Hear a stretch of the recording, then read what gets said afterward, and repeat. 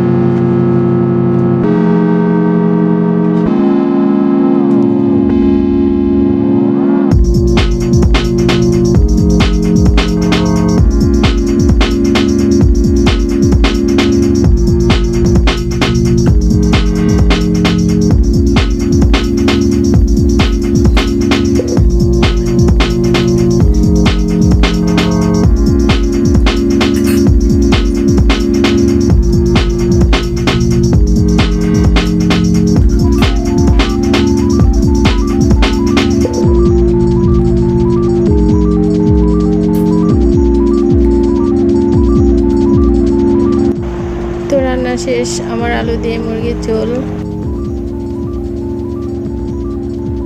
তো আজকের রান্নাটা কেমন হয়েছে অবশ্যই কমেন্ট করে জানাবেন, আর লাইক দিবেন, শেয়ার করবেন, সাবস্ক্রাইব করবেন, পাশে থাকা বেল বাটনটি বাজিয়ে দিবেন, আর অবশ্যই আমাকে সাপোর্ট করবেন, কেননা আপনাদের সাপোর্ট আর অনুপ্রেরণায় আমাকে সামনে এগিয়ে যেতে সাহস যোগাবে।